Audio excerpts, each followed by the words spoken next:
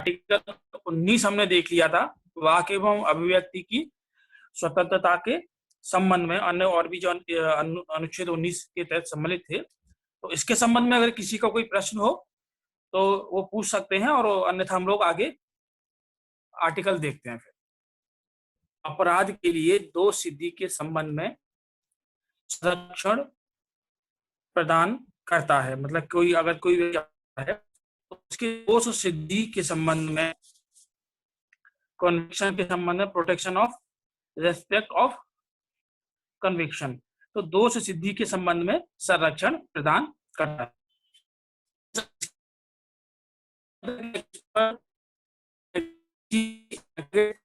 को करने का आरोप लगाया गया है, अपराध किया है और उस पर कोई आरोप लगा, तो ये संरक्षण प्रदान करता है।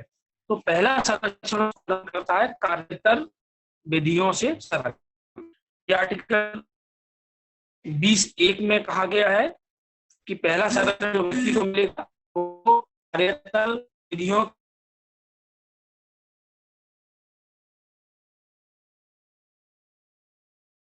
ये आत्म है, ये इसको ठीक कर लीजिएगा, ठीक पढ़िएगा।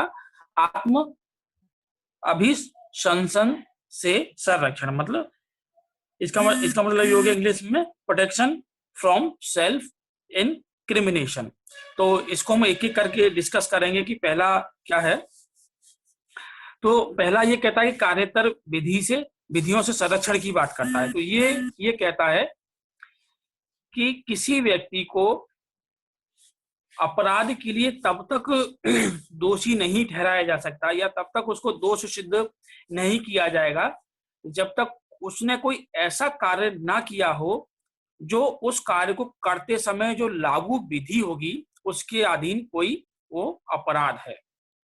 तो मोटा मोटा ये कहता है आर्टिकल कार्यतर विधियों से कि अगर कोई व्यक्ति कोई अपराध करता है, कोई व्यक्ति अगर कोई अपराध कर रहा है तो वो अपराध वो तभी माना जाएगा, वो अपराध जो है वो तभी माना जाएगा जब वो जो कोई लागू विधि है उसके आधार या उसके अनुसार वह अपराध है।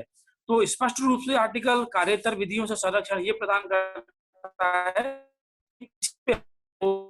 किसी अपराध के लिए तब तक दोष या तब तक उसको दोषी नहीं ठहराया जाएगा जब तक उसने कोई ऐसा कार्य ना किया हो जो उस कार्य को करते समय किसी विधि के अधीन अपराध है।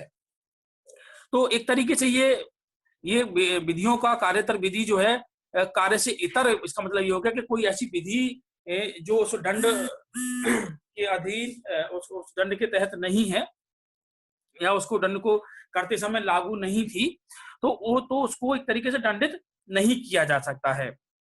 आर्टिकल 20(2) ये कहता है दोहरे दंड से संरक्षण।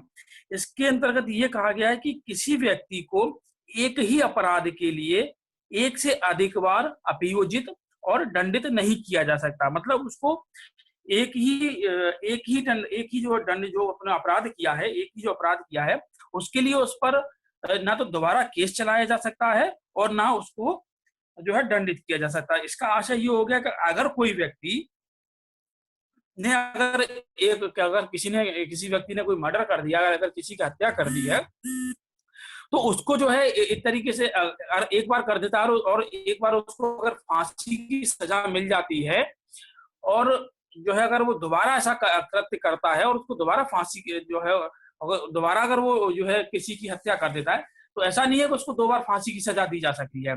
ऐसे ही अगर कोई व्यक्ति, ये तो फांसी एक तो रियलिस्ट केस हो गया, मान लो उसको फांसी होगी। अगर कोई व्यक्ति चोरी करता है और उसको चोरी करने के लिए जो है एक तरीके से उसको सजा मिल चुकी है, चोरी करने के अपराध की उसको सजा मिल चुकी है और इनकेस मान लो वो बेल पे आ जाता है और वो जो है बेल के दौरान जो है अगर वो सजा जो है वही कृत्य करता है, वो चोरी करता है, तो कानून जो है उसको एक ही, चूंकि अपराध जो उसने एक ही जैसा किया है, उसने चोरी, दोनों अपराध उसने चोरी किए हैं, तो ऐसा नहीं है कि उसको जो है 2 बार दंडित किया जाएगा। मतलब एक ही तरह का अपराध उसको जो अपराध वो करेगा तो उसको जो है एक तरीके से उसको ना तो अभियोजित किया जाएगा और ना ही उसको दंडित किया जाएगा। तो एक तरीके से ये कहता है कि किसी व्यक्ति को एक ही अपराध के लिए एक से अधिक बार अभियोजित और दंडित नहीं किया जा सकता। तो इसमें दो चीजें, एक ही अपराध के लिए एक से अधिक बार अभियुक्त और दंडित नहीं किया जाएगा। मतलब अगर किसी व्यक्ति ने अगर किसी व्यक्ति ने किसी की हत्या की है, तो जो हत्या की है उसके लिए उसको 2 बार जो है मृत्यु दंड की सजा नहीं दी जा सकती है। आर्टिकल 20(3) ये कहता है अभिशंसन से संरक्षण की बात करता है। इसमें किसी व्यक्ति को अपने विरुद्ध जो है स्वयं के विरुद्ध या ये कहें अपने विरुद्ध साक्ष्य देने के लिए विवश नहीं किया जाएगा। इसका मतलब ये कि किसी भी व्यक्ति को अपने विरुद्ध एक तरीके से साक्ष्य देने के लिए विवश नहीं किया जाएगा। यदि कोई व्यक्ति स्वेच्छा से अपने विरुद्ध साक्ष्य देना चाहता है, यदि कोई व्यक्ति अपने विरुद्ध जो है स्वेच्छा से साक्ष्य देना चाहता है, तो कानून जो है उसको रोकेगा भी नहीं। तो एक तरीके से हम आगे यहाँ देखते हैं, ये स्पष्ट रूप से इसमें कहा गया है कि किसी को के लिए तब तक दोष सिद्ध नहीं किया जाएगा जब तक कि उसने कोई ऐसा कार्य नहीं किया है जो उस कार्य को करते समय लागू किसी विधि के अधीन अपराध था। आर्टिकल 20(2) मैंने आपको बताया। आर्टिकल 20(3) स्पष्ट रूप से ये कहता है कि आत्माभिशंसन के अधिकार से संबंधित इसके लिए किसी अपराधी के अभियुक्त व्यक्ति को स्वयं अपने विरुद्ध साक्ष्य देने के लिए विवश नहीं किया जाएगा। यदि वो स्वेच्छा से देता है तो इसमें कानून उसको रोकेगा नहीं। दूसरा, 2010 में सुप्रीम कोर्ट ने एक आदेश पारित किया था। उसमें हमारे तो मुख्य न्यायमूर्ति के.जी. बालाकृष्णन थे। तो उनके द्वारा ये कहा गया कि जो नार्कोटिक्स होता है और पॉलीग्राफी होती है, ब्रेन प्रिंटिंग होती है, तो उनका जो परीक्षण करना है उसको इन्होंने व्यक्ति की, जो आर्टिकल हम आगे भी बात करेंगे, आर्टिकल की इसकी हम लोग बात करेंगे जिसमें प्राण एवं दैहिक स्वतंत्रता की बात की गई है, तो उन्होंने उसको प्राण एवं दैहिक व्यक्ति की प्राण एवं दैहिक स्वतंत्रता का अधिकार का उल्लंघन माना। तो इसीलिए उन्होंने जो है जो व्यक्ति अपने विरुद्ध जो स्वयं के विरुद्ध अगर जो है अपने जो स्वयं के विरुद्ध साक्ष्य देने की जो बात कही गई आर्टिकल 20(3) के तहत भी, उसका उन्होंने उल्लंघन माना। लेकिन ये कहा अगर किसी व्यक्ति का हम लोग डीएनए टेस्ट करते हैं, उसकी डीएनए के माध्यम से किसी तरह का परीक्षण करना चाहते हैं, जैसे एनडी तिवारी जो थे यूपी के पूर्व मुख्यमंत्री थे, उनके और उनके बेटे के बीच में जो है एक तरीके से जो है उसका विवाद था कि वास्तव में क्या क्या उनका बेटा है या नहीं है। तो कोर्ट द्वारा ये एक तरीके से उनका डीएनए टेस्ट कराया गया। तो एक तरीके से डीएनए टेस्ट जो है वो किया जा सकता है, लेकिन किसी भी जो अपराधी जो है उसके विरुद्ध नार्कोटिक्स, पॉलीग्राफी और ब्रेन प्रिंटिंग नहीं की जा सकती। तो उसे 20(3) के तहत तो उल्लंघन माना ही गया है। साथ में आर्टिकल जो 21 है वो प्राण एवं दैहिक स्वतंत्रता, उसका भी उल्लंघन माना गया है। आर्टिकल 21 बात करता है प्राण एवं दैहिक स्वतंत्रता का अधिकार। आज के समय में एक तरीके से देखा जाए ये आर्टिकल अपने आप में बहुत ज्यादा इंपोर्टेंट हो गया है और सुप्रीम कोर्ट द्वारा व्यक्ति के अधिकारों की रक्षा के लिए इस आर्टिकल का बार बार इस्तेमाल किया जा रहा है। और ये आर्टिकल जो है आर्टिकल 19 और आर्टिकल 21 जो है इसमें अपने आप में बहुत महत्वपूर्ण आर्टिकल हैं और एक दूसरे से जुड़े हुए आर्टिकल हैं। ये अगर सुप्रीम कोर्ट जब भी बात करता है तो आर्टिकल 19 और 21 को लेके साथ साथ बात करता है। तो यहाँ हम देखेंगे कि आर्टिकल जो 21 है हमारा प्राण एवं दैहिक स्वतंत्रता के जो दैहिक स्वतंत्रता का जो हमारा अधिकार है उसकी बात ये करता है। ये कहता है इसके अनुसार किसी व्यक्ति को उसके प्राण एवं दैहिक स्वतंत्रता से विधि द्वारा स्थापित प्रक्रिया के अनुसार ही वंचित किया जाएगा, अन्यथा नहीं। तो यहाँ एक शब्द का इस्तेमाल किया गया है, ये स्पष्ट रूप से आप समझ लीजिए, विधि द्वारा स्थापित प्रक्रिया। तो विधि द्वारा जो स्थापित प्रक्रिया है उसको बोलेंगे प्रोसीजर एस्टेब्लिश बाय लॉ। तो ये प्रक्रिया जो हमने ली है जापान से ली है। ये हमारे भारतीय संविधान में जो ये वर्ड स्थापित किया गया है विधि द्वारा स्थापित प्रक्रिया, प्रोटेक्शन जो है प्रोसीजर एस्टेब्लिश बाय लॉ, ये हमने जापान से लिया है। इसके अनुसार जो सुप्रीम कोर्ट हमारा ये निर्धारित करता है कि जो जो जो कानून बनाया गया किसी व्यक्ति की, अगर हम उसकी लाइफ और उसकी जो पर्सनल लिबर्टी को अगर हम जो है प्रोटेक्शन कर रहे हैं या किसी व्यक्ति की हम लाइफ और जो पर्सनल जो उसकी लिबर्टी है उसको अगर हम छीन रहे हैं, तो जब वो छीनेंगे उसको तो हम तभी छीन सकते हैं जब उसके लिए हमने कोई जो कानून बनाया हो वो संविधान में जो विहित प्रक्रिया है, संविधान में जो प्रक्रिया निर्धारित की गई है उसके आधार पर ही हम उसकी प्राण एवं दैहिक स्वतंत्रता को छीन सकते हैं। दूसरा, अगर किसी व्यक्ति की प्राण एवं दैहिक स्वतंत्रता को जो है छीना जाता है तो व्यक्ति जो है अपने जो मूल अधिकारों की रक्षा के लिए सुप्रीम कोर्ट में जा सकता है। तो जैसे मेनका गांधी बनाम भारत संघ 1978 में ये सबसे पहले प्रकरण आया था। तो उसके बाद से ये सुप्रीम कोर्ट द्वारा इस जो आर्टिकल का दायरा जो है बहुत अधिक विस्तृत हो गया है और बहुत अधिक चीजें इसके अंतर्गत सम्मिलित की गई। तो सबसे पहले हम देखेंगे कि मेनका गांधी केस के बाद ये आर्टिकल अपने आप में एक तरीके से लगातार मेनका गांधी के केस में ये था कि उन्होंने वो विदेश जाने के लिए उनको रोका गया था। तो एक तरीके से विदेश जाने के अधिकार को प्राण एवं दैहिक स्वतंत्रता रोकना जो है, विदेश जाने के से रोकने को प्राण एवं दैहिक स्वतंत्रता के अधिकार का उल्लंघन माना है और उसके बाद से इसमें लगातार बढ़ोतरी हो रही है। तो जैसे हम देखते हैं एकांतता का अधिकार, जो अगर कोई व्यक्ति जो है एकांत रहना चाहता है तो वो उसकी अगर कोई व्यक्ति एकांत रहना चाहता तो रह सकता है, अगर कोई व्यक्ति उसकी एकांतता में खलल डालेगा तो उसकी प्राण एवं दैहिक स्वतंत्रता के अधिकार का उल्लंघन होगा। ऐसे ही जीव का उपार्जन का आपका अधिकार जो है वो प्राण एवं दैहिक स्वतंत्रता का अधिकार है। सड़क पर व्यापार करने का अधिकार आपका है। शिक्षा पाने का अधिकार, निःशुल्क विधिक सहायता प्राप्त करने का अधिकार, चिकित्सा पाने का अधिकार, निःशुल्क खाद्य सामग्री पाने का अधिकार। निःशुल्क खाद्य सामग्री के अंतर्गत हम लोग जो पीडीएस सिस्टम है उसको रखते हैं।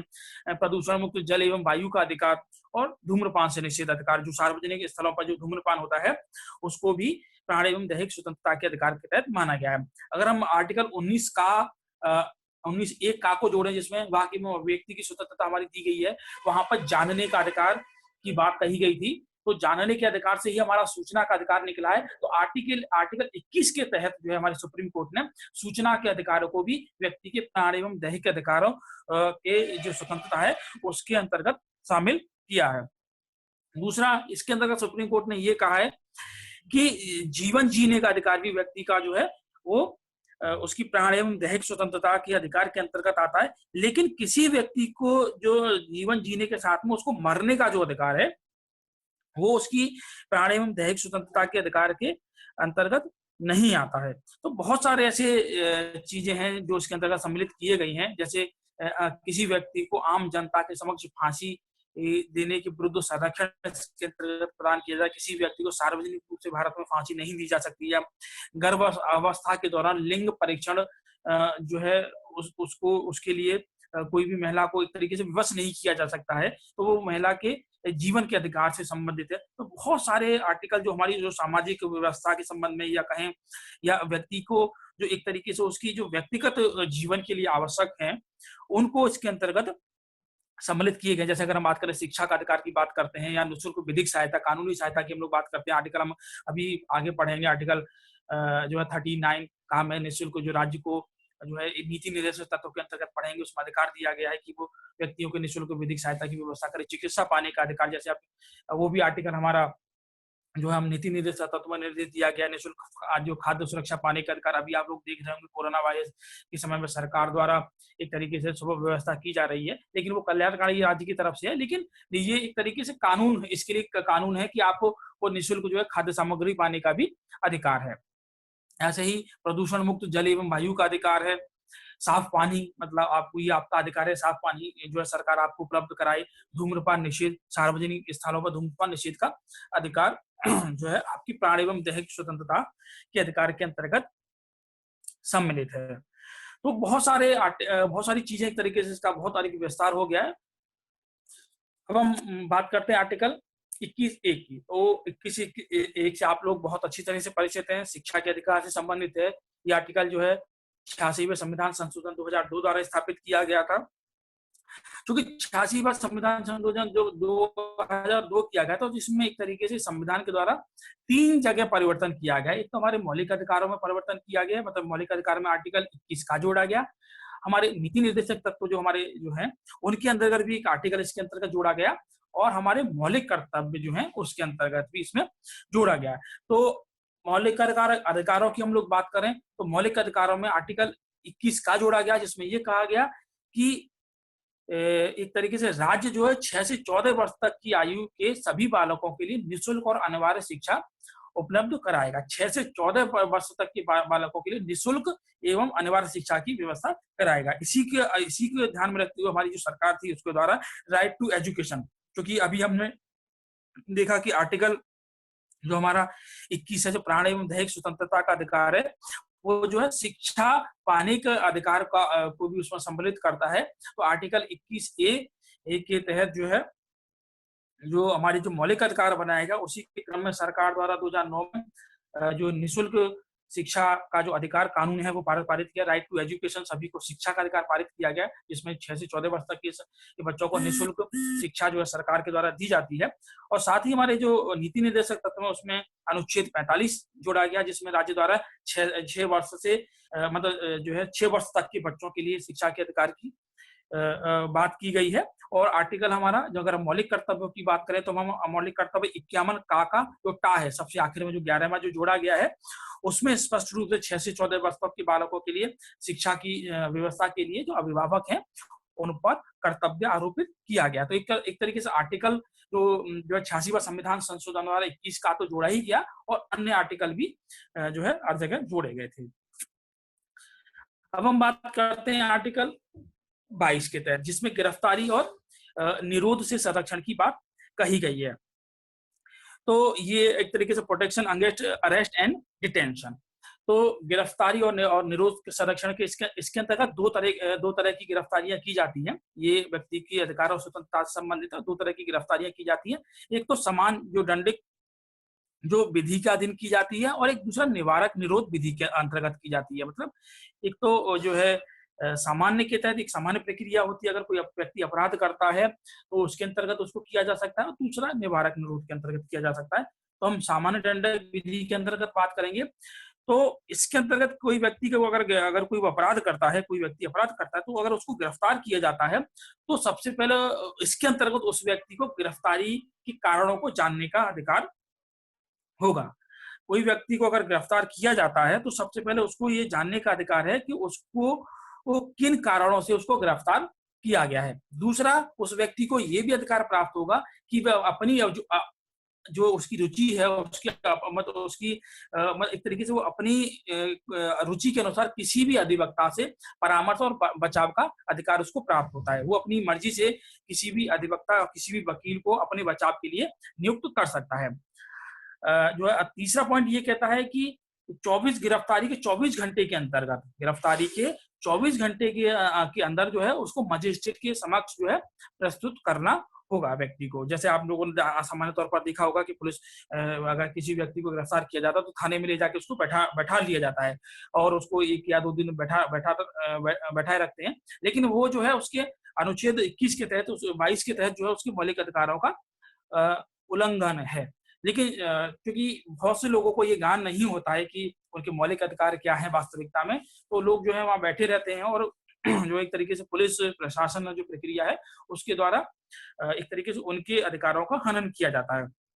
तो 24 घंटे के अंदर किसी व्यक्ति को मजिस्ट्रेट के समक्ष प्रस्तुत करना अनिवार्य होता है। मजिस्ट्रेट के प्राधिकार के बिना 24 घंटे से अधिक समय तक अभिरक्षा में निरुद्ध ना किए जाने के अधिकार। किसी व्यक्ति को अगर मजिस्ट्रेट ने यह आदेश दे दिया है कि इसको 24 घंटे जो 24 घंटे से अधिक रखना है, या 14 दिन, जैसे आप लोगों ने देखा होगा अगर किसी व्यक्ति को गिरफ्तार किया जाता है तो जो है कोर्ट जो है अगर किसी मजिस्ट्रेट के सामने प्रस्तुत किया जाता है तो उसको 14 दिन की न्यायिक हिरासत में भेजा जाता है। 14 दिन के लिए भी भेज सकते हैं, 10 दिन के लिए भी भेज सकते हैं। तो किसी व्यक्ति को मजिस्ट्रेट के बिना आदेश के जो है बिना 24 घंटे से अधिक समय तक उसको जो है निरुद्ध या एक तरीके से उसको जो है एक तरीके से गिरफ्तार करके नहीं रखा जा सकता है। अब हम बात करते हैं निवारक निरोध के अंतर्गत। तो एक हमने देखा सामान्य जो है दंड प्रक्रिया, दंडिक विधि के अंतर्गत किसी को जो है गिरफ्तार किया गया है, और जो है नेक्स्ट इसके अंतर्गत कहता है कि निवारक निरोध विधि के अंतर्गत। तो निवारक निरोध जो विधि को आप ये समझिए कि ये अगर किसी व्यक्ति को इसके अंतर्गत गिरफ्तार किया जाता है तो ये किसी व्यक्ति को अपराध करने से रोकती है। तो अभी इसको मैं एक एग्जांपल आपको समझाऊंगा। तो इसमें किसी व्यक्ति को सामान्य न्याय प्रक्रिया के तहत संदेह के आधार पर अपराध करने से पूर्व ही गिरफ्तार किया जाता है। अगर कोई इसके अंतर्गत ये एक तरीके से आप ये समझने का प्रयास करिए, कोई व्यक्ति जो है वो अपराध करने से पूर्व ही इसके तहत उसको गिरफ्तार किया जाता है। इसका उद्देश्य ये होता है कि उस व्यक्ति को अपराध करने से रोका जाए। तो इसके अंतर्गत जो सामान्य तौर पर किसी भी व्यक्ति को 3 माह तक अधिकतम जो है, अगर किसी व्यक्ति को निवारक निरोध के अंतर्गत गिरफ्तार किया गया है तो सामान्य 3 माह तक इसको निरोध, ये विरोध हो गया है, इसको आप निरोध ही समझिएगा। मतलब उसको एक तरीके से 3 महीने तक इसको रखा जा सकता है, 3 माह तक उसको निरुद्ध किया जा सकता है। तो इसके आधार पर सरकार ने कुछ कानून भी बनाए, जैसे राष्ट्रीय सुरक्षा अधिनियम 1919, तो जिसको हम लोग देखते हैं नेशनल सिक्योरिटी एक्ट देखते हैं, और 1980 में पारित किया गया था सरकार ने। जनसाधारण में इसको हम रासुका के नाम से जो है जनसाधारण में ये प्रचलित है। अभी आप लोग कोरोना का काल चल रहा है, तो आप वो लोगों ने देखा होगा कि उत्तर प्रदेश सरकार द्वारा या अन्य देश की जो अन्य राज्यों की जो सरकार है उनके द्वारा जो पुलिसकर्मी हो गए, डॉक्टर्स हो गए और अन्य जो लोग जो है कोरोना से जुड़े हुए हैं, उनके खिलाफ जो एक तरीके से जो भीड़ द्वारा जो है उनके खिलाफ जो हिंसक गतिविधियां उनके खिलाफ की गई हैं, तो सरकार द्वारा इसी के आधार पर उन लोगों को गिरफ्तार किया गया है।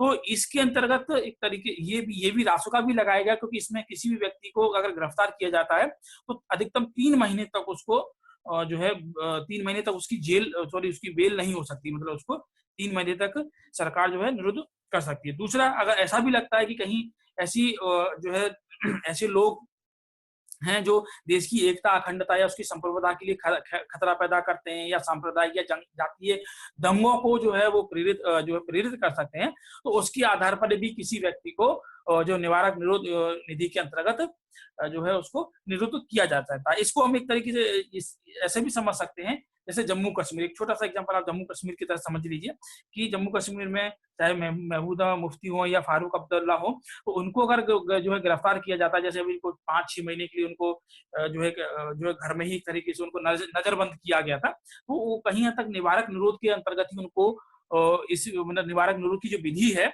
हमारी जो कानून उसके तहत ही उनको जो है गिरफ्तार किया गया था। तो साथ में अगर 3 महीने तक उनको किया ही जाता है, लेकिन 3 महीने से अधिक भी उनको किया जा सकता है। वो डिपेंड करेगा, जो उच्च न्यायालय है उनके न्यायाधीशों की एक सलाहकार बोर्ड गठित होगा, और उनको लगता है कि ये व्यक्ति जो है समाज के लिए या देश की एकता अखंडता के लिए या जो संप्रभुता है उसके लिए खतरा पैदा करेगा, तो उसको 3 महीने से अधिक के लिए भी निरुद्ध किया जा सकता है। इसके संबंध में अभी तक आप बताइए, अगर कोई चीज आपको समझ में ना आई हो तो प्रश्न पूछ सकते हैं, उसके बाद हम लोग आगे बढ़ते हैं। सर, अभी जो सूरत में मजदूरों ने पुलिस वालों के ऊपर पथराव किया था, तो उनके ऊपर भी रासुका लगाई जा सकती है सूरत में सर? हाँ बिल्कुल रासुका लगाई जा सकती है उनके ऊपर। मजदूरों ने जो पुलिस वालों पर पथराव किया था। हाँ, पुलिस वालों पर पथराव किया था, तो उन पर रासुका लगाया गया। उन पे पुलिस वालों पर पथराव किया गया था, या जो जितने भी हमारे स्वास्थ्य कर्मी थे, तो उन पर जो पथराव किया गया था वो रासुका लगाया गया था, क्योंकि इसके अंतर्गत कम से कम 3 महीने तक तो बेल होनी ही नहीं है। ये एक तरीके से ऐसा कानून है जो देश की एकता, अखंडता या सांप्रदायिकता या जातिवाद को बढ़ावा देगा या जाति दंगों को बढ़ावा देगा, तो उनके विरुद्ध जो है इसी अधिनियम के तहत कार्रवाई की जाती है। आपने देखा होगा हमारे मुख्यमंत्री बार बार कहते हैं कि ऐसे लोग जिनको जो इन गतिविधियों को बढ़ावा देंगे उनके खिलाफ रासुका लगाया जाएगा। या अगर आपने देखा होगा अगर जो है 2 या 3 साल पहले जब मेरठ में या मुजफ्फरनगर में जो दंगे हुए थे, तो जो दंगाई थे तो उनके ऊपर भी रासुका लगाया गया था। तो एक तरीके से ये जो है वो लगाने का मतलब यही होता है उन व्यक्तियों पर कि जो वो अपराध करने वाले उस अपराध को रोका जाए। दूसरा, ये अगर उन्होंने अपराध भी कर लिया है तो तो अपराध जो उन्होंने कर तो लिया है, लेकिन आगे कोई ऐसा वो अपराध ना करें जिससे जो दंगा उसको शांत किया जा सके। 2 से 3 महीने के अंदर कोई ऐसी गतिविधियां ना करें, तो एक तरीके से उनको जो समाज से एक तरफ दूर करने के लिए 2-3 महीने के लिए, 3-4 महीने के लिए ये प्रक्रिया रासुका के तहत रखी गई थी। और इसके अंतर्गत और भी कानून बनाए गए थे, जैसे आप लोगों ने नाम सुना होगा, महाराष्ट्र में हम लोग बात करते हैं टाडा की बात करते हैं, जिसमें आतंकवाद एवं विध्वंसक गतिविधियां थी। टाडा ये जो है एक तरीके से महाराष्ट्र में लागू किया गया था। उसके बाद में आपने पोटा का नाम सुना होगा, पोटा 2002 में लागू किया गया था। ये आतंकवाद के संबंध में था। तो ये जितने भी किसी व्यक्ति को अगर जो है निरुद्ध किया जाता है, तो वो निवारक निरोध के अंतर्गत ही एक तरीके से निरुद्ध किया जाता है। ये जो हमारा आर्टिकल 22 है, जो हमारी जो बात करता है, जो एक तरीके से गिरफ्तारी और निवारक निरोध की बात करता है, इसमें व्यक्ति के जो मौलिक अधिकारों को एक तरीके से सीमित कर दिया जाता है। तो बहुत कम उसको एक तरीके से स्वतंत्रताएं प्राप्त होती है इसके अंतर्गत। आगे किसी को कोई समस्या? इसके अंतर्गत मौलाना की गिरफ्तारी भी तो हो सकती है। हाँ, हो सकती है। अगर सरकारों को लगता है कि ऐसी गतिविधियां रही हैं उनके द्वारा देश की एकता, अखंडता को या संप्रभुता को जो उन्होंने कोशिश करी है, तो उसके तहत भी उन पर कार्रवाई हो सकती है।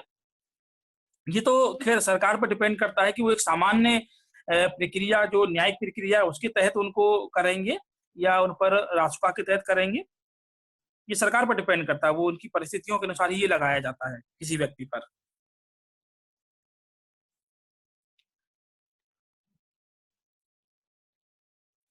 चलिए आगे हम लोग बढ़ते हैं। अब हम देखेंगे आर्टिकल, अभी तक हम लोगों ने जो है समता का अधिकार, स्वतंत्रता का अधिकार देखे, और अब हम बात करते हैं शोषण के विरुद्ध अधिकार।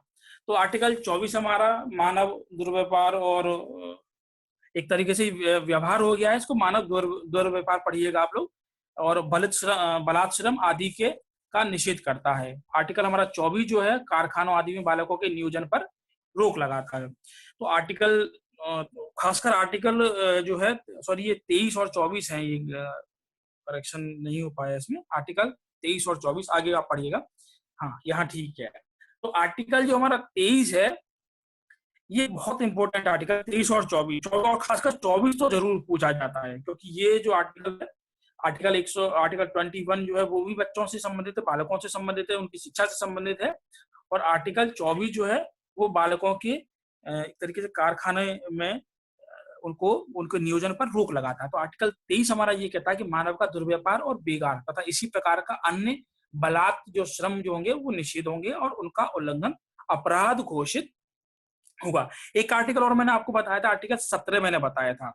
तो 17 में भी जो अस्पृश्यता थी उसको भी अपराध घोषित किया गया था, और इसी के तहत ही जो अपराध घोषित किया गया, तो जो अपराध अगर घोषित किया गया तो उसके संबंध में दंड का जो प्रावधान करने का अधिकार है वो अनुच्छेद 35 के तहत संसद को उसके लिए कानून बनाने का अधिकार दिया गया। आर्टिकल हम लोग 35 पढ़ेंगे तो उसमें वो स्पष्ट रूप से उल्लेख हो जाएगा। और तो यहाँ जो सरकार ने, क्योंकि उसको अपराध घोषित किया गया, तो ये बंधुआ मजदूरी प्रणाली उन्मूलन अधिनियम 1976, ये बार बार एग्जाम में पूछा जाता है कि भारत में बंधुआ जो मजदूरी है उसका उन्मूलन जो है कब किया गया था। तो 1976 में भारत में बंधुआ मजदूरी प्रणाली उन्मूलन अधिनियम 1976 पारित किया। किसी व्यक्ति को बंधुआ मजदूरी या उसको बंधुआ एक तरीके से आप नहीं रख सकते हैं, अगर आप किसी को आपको बंधुआ रखेंगे तो बंधुआ मजदूरी प्रणाली उन्मूलन अधिनियम के तहत आपको सजा हो जाएगी। दूसरा, महिला एवं बालक अनैतिक व्यापार निवारण अधिनियम 1986 पारित किया गया। इसके तहत अगर किसी महिला का या बालक का अगर व्यापार करते हैं, चाहे वो किसी भी तरीकों को भीख मांगने के लिए या महिलाओं को प्रोस्टिट्यूशन के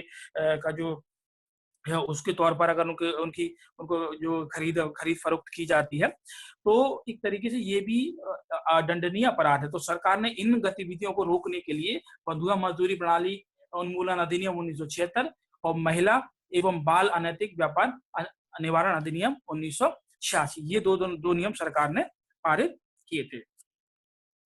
दूसरा आता है बालकों के नियोजन पर प्रतिबंध। तो आर्टिकल हमारा 24 ये कहता है कि 14 वर्ष से कम आयु के बालकों को कारखानों और खान जो हमारी जो माइंस होती है या अन्य किसी जोखिमपूर्ण कार्यों में नियोजित करने का निषेध करता है। तो 14 वर्ष से कम आयु के बालकों को किसी भी कारखाने में, खानों में या कोई ऐसा कार्य जो जोखिमपूर्ण है उसको उनमें नियोजित करने का निषेध करता है। साथ में ही सरकार द्वारा इसके संबंध में भी कानून बनाए गए, जैसे भारतीय कारखाना अधिनियम स्वतंत्रता के बाद 1948 में बनाया गया था कि कारखाने, जो कि अगर हम स्वतंत्रता से पहले की बात करें तो जो भारतीय खानों से जो कोयला निकाला जाता था या जो मिनरल्स निकाले जाते थे उसमें छोटे बच्चों को भी नियोजित किया जाता था। अगर हम और भी बात करें तो उससे पहले भी भारत सरकार द्वारा जो है श्रमिकों के लिए कानून बनाए गए थे, जैसे 1881 में बनाया गया था, 91 में बनाया गया था, जिसमें कार्यों के घंटे को निर्धारित किया गया था और बालकों और महिलाओं की सुरक्षा के संबंध में भी प्रावधान किए गए थे। तो ऐसे ही भारत में चूंकि ये प्रथा काफी समय से चली आ रही थी, तो सरकार ने स्वतंत्रता के बाद में बच्चों की देखभाल और एक तरीके से बच्चों के विकास के लिए भारतीय कारखाना अधिनियम बनाया, जिसमें 14 वर्ष से कम आयु के बच्चों को कारखानों में जो है जोखिमपूर्ण कार्यों में नियोजित करने का निषेध कर दिया। ऐसी बालक श्रमिक प्रतिषेध एवं विनियम अधिनियम 1900 जो है सरकार द्वारा, क्योंकि ये कानून तो पारित कर दिया, लेकिन क्या रहा कि वो प्रक्रिया जो चलती रही। जैसे अब हम आप लोग अगर देखते हैं कि बच्चे, छोटे छोटे बच्चे जो होटलों पर या ढाबों पर कार्य करते हैं और या घरों में कार्य करते हैं, तो जो कि ये प्रक्रिया चल रही थी कंटिन्यूसली, तो सरकार द्वारा वर्ष 2006 में भी एक अधिसूचना जारी कर दी गई, जिसमें ये कहा गया कि जो बच्चे जो घर जो 14 वर्ष से कम आयु के बच्चे जो घरों में या होटलों में भी काम कर रहे हैं, बाल श्रमिकों के तौर पर कार्य कर रहे हैं, उनको प्रतिबंधित किया जाता है। साथ ही जो सरकार ने जो अधिसूचना जारी की, उसमें 13 ऐसे व्यवसायों का उल्लेख किया गया है सरकार द्वारा कि जो है अगर जो 5 साल से और 14 साल तक के जो बच्चे हैं, अगर उनको ऐसे व्यवसाय में जो 13 व्यवसाय जो सरकार ने जिनका अपनी अधिसूचना में उल्लेख किया था, उनमें अगर सब बच्चों को नियोजित किया जाता है, तो जो व्यक्ति नियोजित करेगा उसको 3 माह से 1 वर्ष तक का कार्यभार या 10,000 से लेकर 20,000 तक का उसको अर्थदंड दिया जाएगा, या दोनों प्रकार का दंड उसको दिया जा सकता है। तो आर्टिकल 23 जो है हमारा महिलाओं और बालकों के दुर्व्यवहार को, मतलब उनको एक तरीके से उनके व्यापार पर रोक लगाता है। और आर्टिकल हमारा 24 जो है 14 वर्ष तक की आयु के बच्चों को उन कारखानों में, खानों में या ऐसे जैसे जोखिमपूर्ण कार्य जो उनके जोखिमपूर्ण कार्यों में उनके नियोजन के संबंध में निषिद्ध करता है। और इसके संबंध में सरकार द्वारा कानून बनाए गए, जो सबसे महत्वपूर्ण कानून तो बालक श्रमिक अधिनियम 1986 है, और जिसको 2006 में जो सरकार ने एक अधिसूचना इसी के आधार पर एक अधिसूचना जारी की, जिसमें होटलों और घरों में जो अभी तक प्रक्रिया चल रही थी, घरों में जो बाल बच्चों को रखा जाता है, उसको भी प्रतिबंध लगा दिया। अब हम आगे बात करते हैं। आर्टिकल 25 से 28 हमारा धार्मिक स्वतंत्रता के अधिकार की बात करता है। तो इसके अंतर्गत 4 आर्टिकल हैं, आर्टिकल 25, 26, 27 और 28। तो आर्टिकल 25 के अनुसार व्यक्ति के अंतःकरण और धार्मिक क्रियाकलापों की स्वतंत्रता के संबंध में है। आर्टिकल 26 धार्मिक संप्रदाय को धार्मिक कार्यों के प्रबंधन की स्वतंत्रता के संबंध में है। और 27 धर्म की अभिवृद्धि हेतु करों से छूट की स्वतंत्रता है। और 28 शिक्षण संस्थानों में धार्मिक स्वतंत्रता सुनिश्चित करता है। तो आर्टिकल जो है 25 से 28 जो है व्यक्ति के अंतःकरण और धार्मिक क्रियाकलापों के संबंध में स्वतंत्रता प्रदान करता है। आर्टिकल 26 धार्मिक कार्यों के प्रबंधन की स्वतंत्रता प्रदान करता है। आर्टिकल 27 धर्म की अभिवृद्धि के लिए करों को अगर कोई कर मांगता है तो उससे छूट की स्वतंत्रता है। और 28 शिक्षण संस्थानों में धार्मिक स्वतंत्रता को सुनिश्चित करता है। तो एक एक हम यहाँ समझने का प्रयास करेंगे। आर्टिकल 25 जो है हमारा, जो ये कहता है कि प्रत्येक व्यक्ति को अंतःकरण की स्वतंत्रता होगी, साथ ही उसको धर्म के अबाध रूप से मानने, आचरण करने तथा प्रचार करने का अधिकार उसको प्रदान किया है। तो यहाँ अंतःकरण, एक एक वर्ड को हम लोग समझेंगे कि एक एक वर्ड क्या कहता है। तो सबसे पहले अंतःकरण को समझते हैं। तो ये अंतःकरण का मतलब हो गया फ्रीडम ऑफ कॉन्शियसनेस। तो कॉन्शियसनेस को एक छोटे से एग्जाम्पल के माध्यम से समझेंगे। जैसे कि आप लोग अगर किसी कार्य को करते हैं तो एक तरीके से इसको हम अपने मन की आवाज समझ सकते हैं, अपने दिल की आवाज समझ सकते हैं। कॉन्शियसनेस जो हमारी है, कोई व्यक्ति कहता है कि नहीं, अगर कोई व्यक्ति कोई गलत कार्य करता है तो उसको उसके अंदर से एक आवाज आती है कि नहीं, ये कार्य ठीक है या गलत है, या मैं सही कर रहा हूँ। तो एक तरीके से आपकी जो अंदर की आवाज है, व्यक्ति के जो एक अंदर की आवाज जो होती है, वो उसको एक तरीके से कॉन्शियसनेस उसको कहा जाता है। तो ये जो व्यक्ति के जो है, प्रत्येक व्यक्ति की जो अंतःकरण की स्वतंत्रता है, एक तरीके से व्यक्ति की जो कि कॉन्शियसनेस व्यक्ति के अंदर की ही है एक तरीके से, तो उसकी आंतरिक स्वतंत्रता की बात करता है।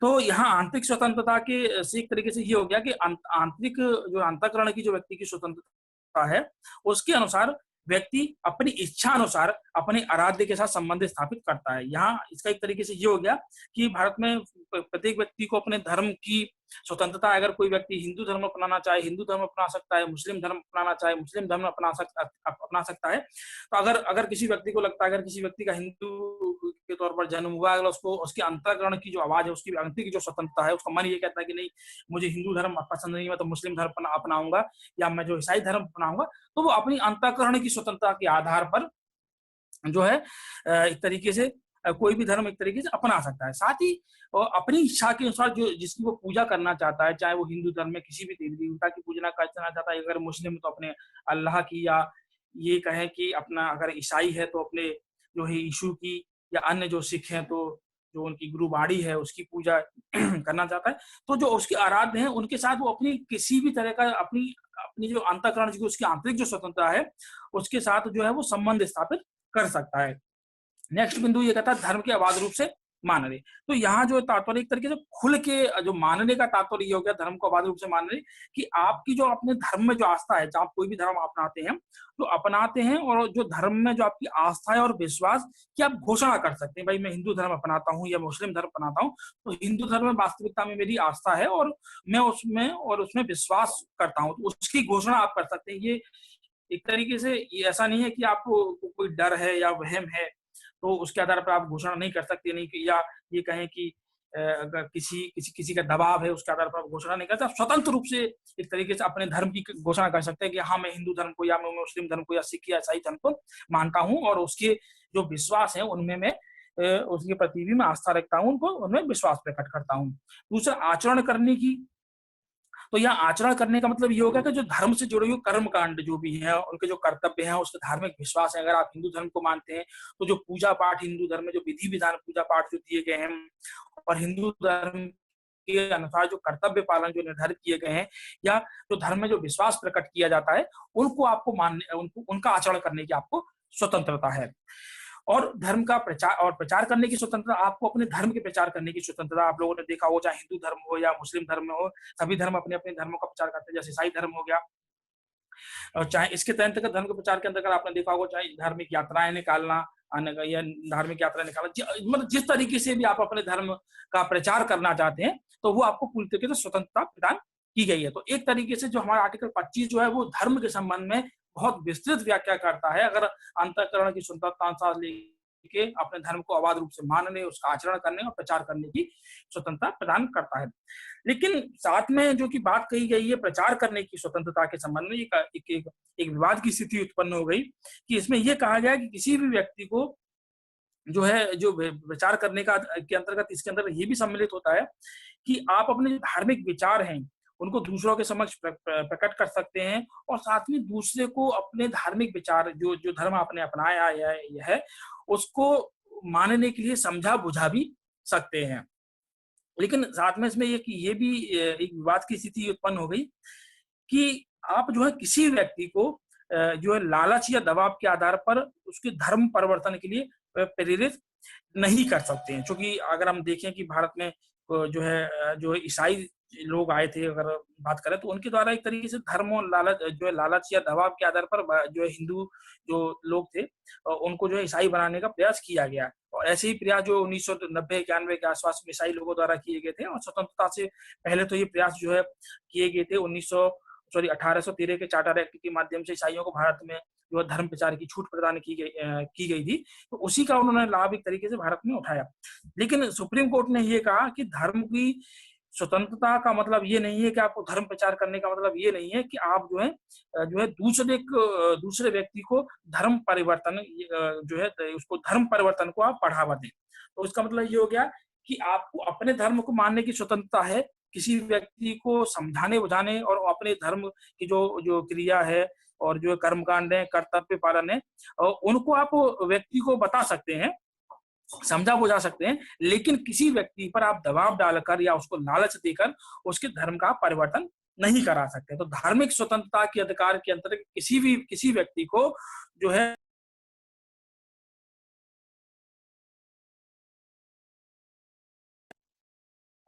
आर्टिकल भी जो हमारा कहता है कि धार्मिक कार्यों के प्रबंधन की स्वतंत्रता दी गई है। तो जो धार्मिक जो संस्थाएं हैं, ये धार्मिक कार्यों को जो प्रबंधन की जो स्वतंत्रता दी गई है वो व्यक्तियों को नहीं, वो संस्थाओं को दी गई है। जैसे अगर हम भारत में बात करें तो धार्मिक संस्थाएं, चाहे वो या रामकृष्ण परमहंस मिशन हो गए या अन्य जितनी भी संस्थाएं आप लोगों ने नाम सुना होगा, तो उनको ये धार्मिक स्वतंत्रताएं इस तरीके से दी गई हैं। तो इसमें बहुत सारी संस्थाएं आती हैं जिनके नाम आप लोगों ने सुने होंगे, चाहे वो मानव कल्याण के लिए कार्य कर रहे हो या अपने धर्म से के संबंध में कार्य कर रहे हो।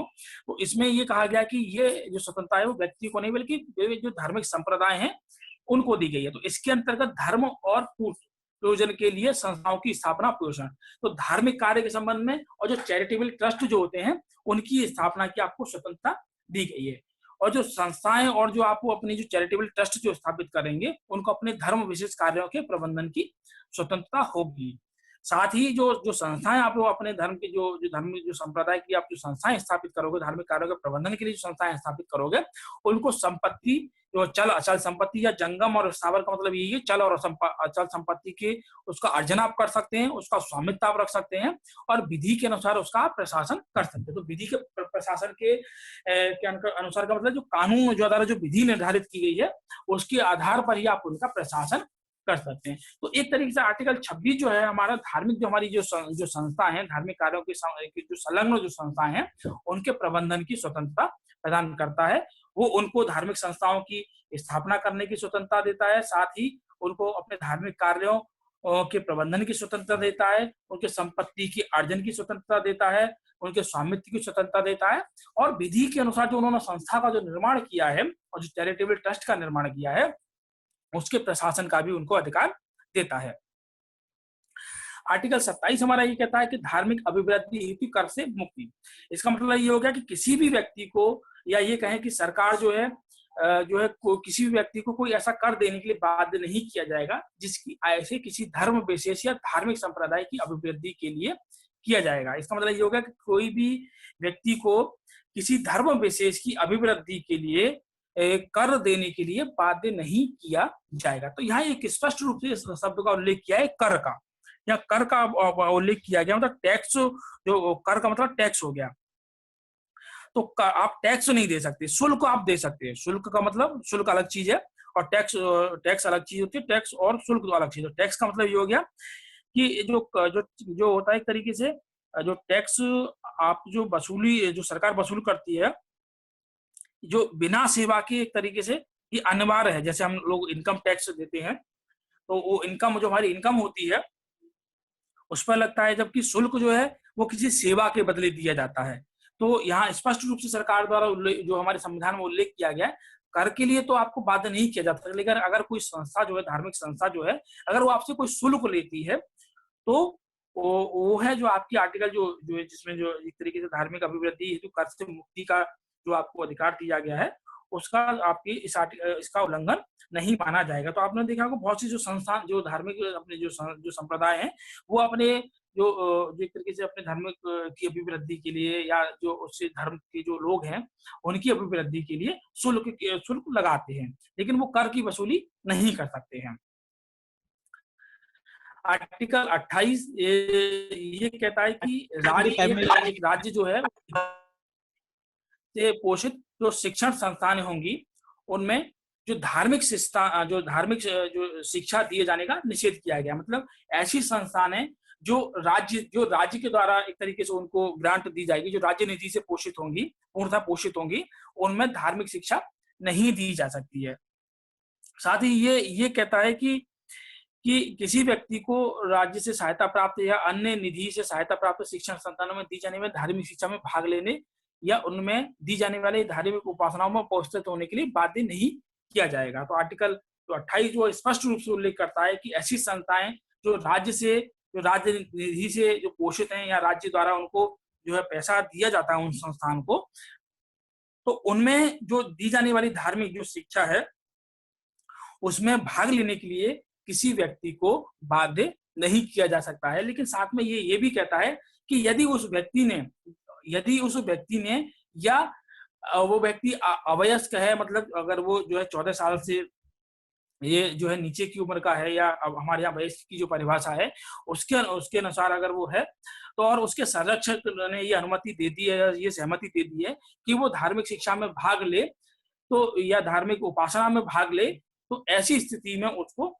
विवश किया जा सकता है। तो इसको हम एक छोटे से एग्जांपल के उसके माध्यम से समझें।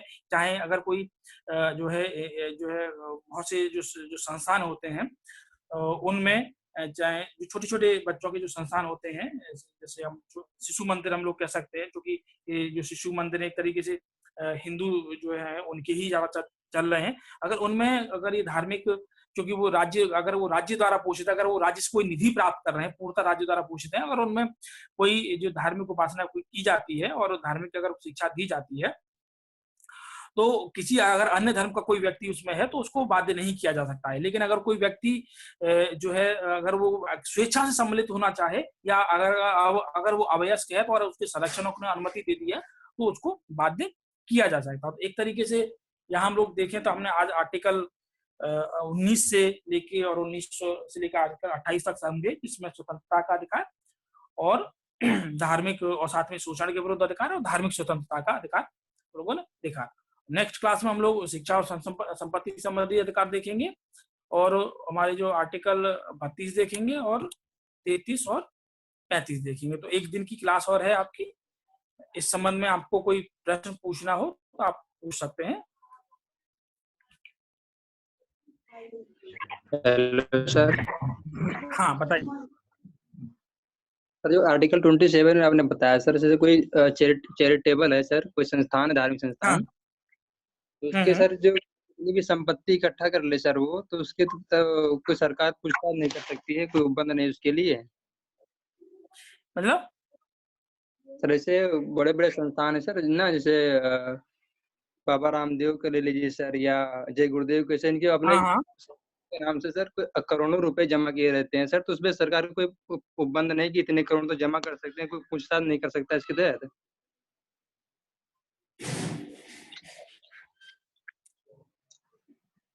नहीं पूछताछ नहीं है कि वो लोग भी एक तरीके से ये लिखा है ना लास्ट में, मैंने देखिए आप इसमें एक लिखा है, ये आप देखिए, विधि के अनुसार प्रशासन। ऐसा नहीं है कि इनमें भी प्रशासन के लिए कानून बनाया गया है। जी सर, समझ रहे हैं? हाँ, इनमें भी कानून बनाया गया है और इनकी ऐसा नहीं है कि इनको भी पूर्ण रूप से स्वतंत्रता है। इन पर भी एक तरीके से सरकार अगर चाहे तो इनके संबंध में भी सरकार जो है कानून बना सकती है, क्योंकि इनको एक तरीके से हम देखते हैं कि इनको भी अधिकार प्रदान किए गए हैं, उनको एक तरीके से वो संपत्ति अर्जन कर सकते हैं, स्वामित्व कर सकते हैं, विधि के अनुसार प्रशासन कर सकते हैं।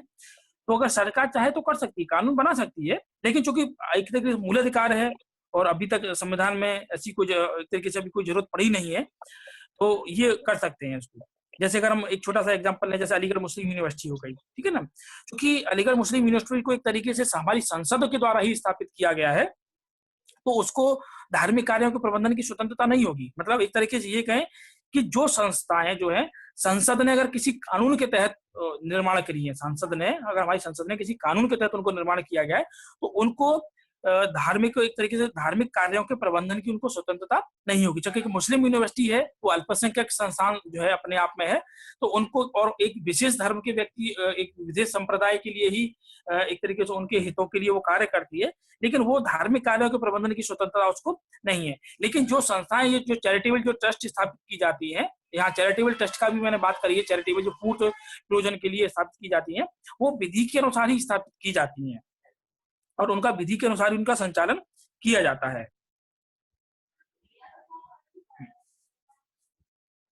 सर आर्टिकल 25 के अंदर ब्रेन स्टॉर्मिंग करके उस व्यक्ति की मेंटलिटी चेंज कर सकते हैं? आर्टिकल 25 जो आगे कहता है, ये प्रचार करने का अधिकार में। Yes sir. हाँ नहीं, ऐसा नहीं कर सकते आप, मतलब वो दबाव डालना हो गया एक तरीके से। और जबकि संविधान में एक तरीके से एक सुप्रीम कोर्ट ने स्पष्ट कर दिया था, एक केस आया था, एमपी का ही केस था, तो वहां पे जो ईसाई धर्म के स्टैनली सवलाब बनाम मध्य प्रदेश राज्य में था, तो वहां क्योंकि वो जो है उस क्षेत्र में जो वहाँ के जो व्यक्ति थे ईसाई धर्म से वो संबंधित थे, तो उनके द्वारा वहां धर्म परिवर्तन को बढ़ावा दिया जा रहा था।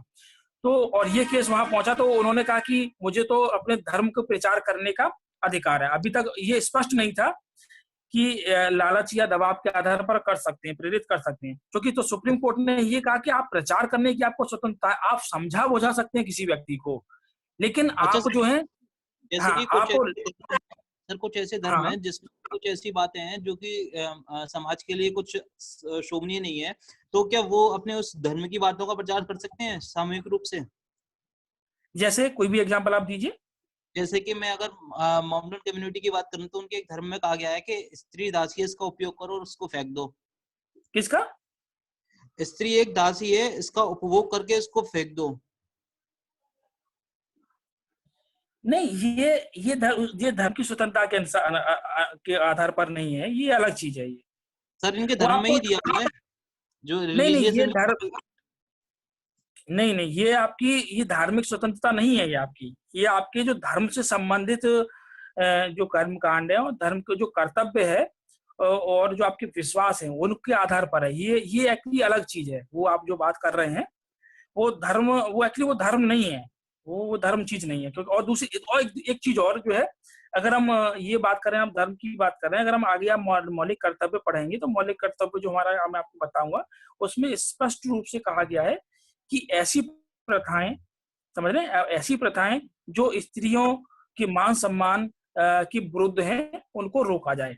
ये वो बात आपकी ठीक है, उनके धर्म में क्या कहा गया ये मैं ज्यादा नहीं जानता या उसके पछाड़ी में नहीं जाना चाहूंगा, क्योंकि हर धर्म में अच्छी बातें भी हैं, बुरी बातें भी हैं, ठीक है ना।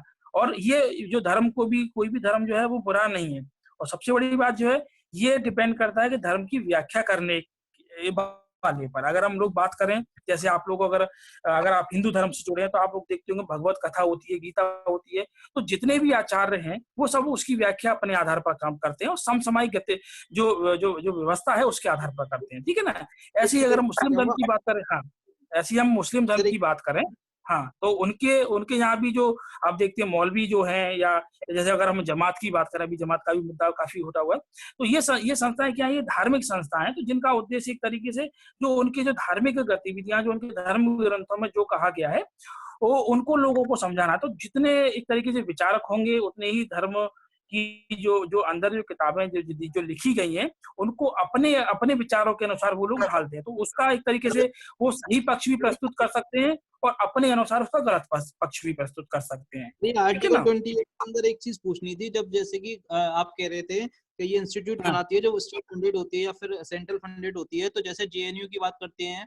तो सर इसमें तो ये धार्मिकता को बढ़ावा देते हैं सर, जैसे कि ये मेंटलिटी ब्रेनस्टॉर्मिंग वगैरह सब चीज होती है वहाँ पे?